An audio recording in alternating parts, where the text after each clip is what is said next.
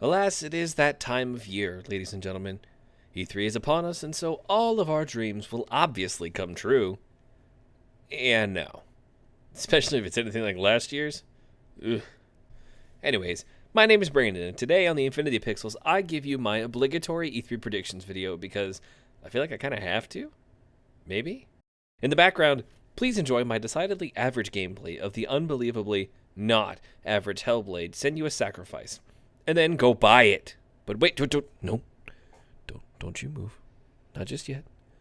Only after you finish this video. Now let's get this thing started, shall we?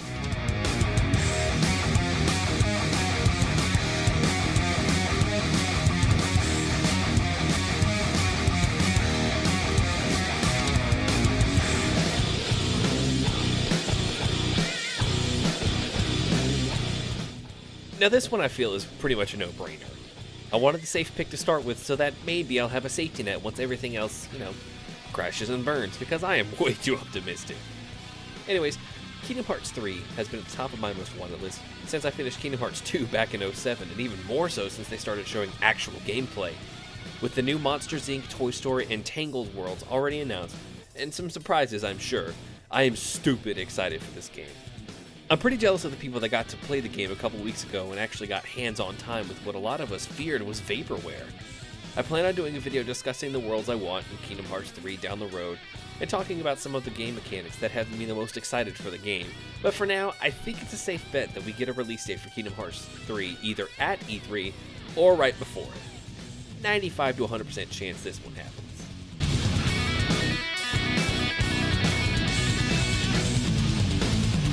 As pessimistic as I want to be about this remake in so many ways, I just can't be. I enjoyed my time with 7, and even though I don't think it's the best Final Fantasy by a long shot, I am very excited for the potential this remake has. A more action-oriented battle system, bringing back materia, character swapping in real time, a hugely fleshed out world, and a story that makes more sense? Count me in. Plus, I'm always down for more of Steve Burton's Cloud. He absolutely nails it. I can't wait to see all the new monster designs, especially the Genovas, and my hope is that at E3 we'll get a new trailer with a vague-ass 2019 release window. I'm much more confident in the trailer release than I am with that 2019 release window. Square is probably going to play this one very close to the chest considering what happened with 15, Versus 13, and Kingdom Hearts 3. Regardless, the potential this remake holds is boundless. I just hope to actually see the damn game in action before I die at the ripe old age of 20% chance this one happens.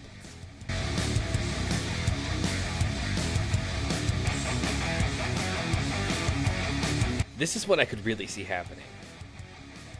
At least half the prediction. I certainly can see Devil May Cry 5 being announced, more than likely during the PlayStation press conference, considering Capcom's track record with Sony. Do I see it being a console exclusive? Maybe. It's very possible that it could be a timed exclusive, which is really dumb. But I don't think that it will be. Capcom has been going multi-plat for most of their titles for a while now, and if Devil May Cry 5 is announced, I fully expect it to be multi-platform as well. As somebody who is a genuine fan of DMC, I know, shame. I'm disappointed that we'll never get a sequel to that, but that does not deter any of my excitement for a possible DMC 5 that explores more of Nero's backstory and doesn't completely waste the second half of the game by having us go backwards through everything we just did. Capcom. 50% chance this happens.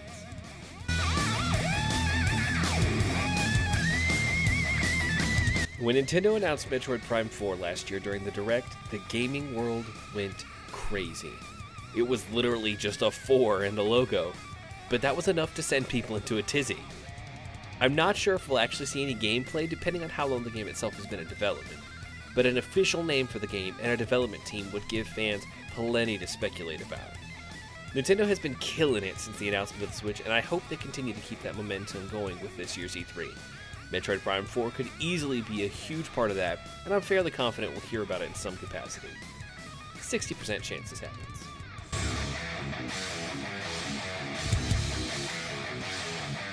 This year's E3 is an odd spot for Microsoft. They really need to come out swinging, otherwise the Xbox will continue to be drowned out by the PS4 and the Switch, who is currently drowning out everybody, I might add. State of Decay received good reviews, Sea of Thieves sold extremely well, but now Microsoft needs to keep moving forward. They have been extremely and abnormally quiet as of late, and I think it's for good reason.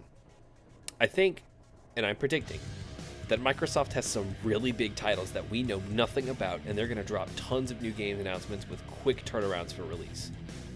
Don't take the Sony route and announce games with no window. Announce the game, give us a release date, let the people play it, and then let the good news flow. Microsoft needs a big win this year, and this year is the chance for them to do that.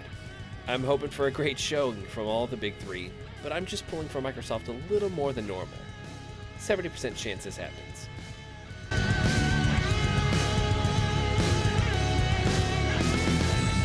So with the 5 main things I'm fairly confident will happen this year out of the way, let's get to the really crazy stuff that fits with the title of this video. Dreams. With Radon Randall. AKA the lightning round. A. Dreams actually gets a release date. Yeah, don't see this happening. B. Final Fantasy VII Remake is no longer a multi-part affair. Ha! And Square missed the chance to milk their consumers? Please. C. Dino Crisis reboot. I would fight anybody for this to happen, but again, don't think it'll happen. Maybe if the Resident Evil 2 remake sells well? D. Ultimate Marvel vs. Capcom Infinite. This would be a huge one, and I'm going to gush a little bit here. If Capcom and Marvel could see what a huge mess they've made and fix up Marvel vs. Capcom Infinite, would that not be amazing? Change up the graphical style, make the game look better, tweak the audio, give us extra characters. Fan favorites like the X-Men would go a long way, and balance the game more. Look, Marvel vs. Capcom Infinite is dead. I'm sorry, but that's just the way it is, and that's coming from somebody who thoroughly enjoyed the gameplay. Just not much else. But I think that if Capcom and Marvel really put their heads together and worked on an ultimate version of Marvel vs. Capcom Infinite that fixed all the problems the community put to it, it might have a second chance to breathe. But that also poses the problem of, would people even buy it? Is it too late? And a billion other questions. Which is why it goes in here. Which is the, yeah, probably not section. E. Resident Evil 8. It's way too soon, and with Resident Evil 2 Remake on the horizon, I think this one is still quite a while away. Doesn't mean I don't want it any less, and Resident Evil 7 was one of my favorite games of 2017, if not my favorite. So forgive me for being a little greedy. F. Shenmue 3 gets shown and actually doesn't look like a 20-year-old game. I mean, at least we'll have the HD collection this year. G. Smash 5 is actually just Smash 4.5 with all the DLC and collective modes from the 3DS and Wii U version. I'm actually 100% confident in saying that the Smash game being revealed at E3 is a brand new game, so that's why I'm saying this is unlikely. H. Any leak we've seen is actually real. It always happens. We always see these amazing E3 leaks, and then they turn out to be not even remotely true, aside from the stuff we already knew going into it. Just don't bother with them, you guys. Don't set your expectations so high that they can't be met. I have lots more I want to say about E3, but I don't want this video to drag on even more. I may do a part 2 before the press conferences start. Who knows? What are some things you guys hope happen at E3 this year? Comment below, let me know. Let's start up a dialogue and try to keep it clean. Yeah, no. It's YouTube. We know it'll go south somewhere. For now, thank you so much for watching. If you liked the video, hit the like button and consider hitting that subscribe button and notification bell so you never miss an upload from me. I'm trying to upload once a week, probably more during E3, but this way you'll always know when I upload. Until next time, you guys, I'm out. Peace!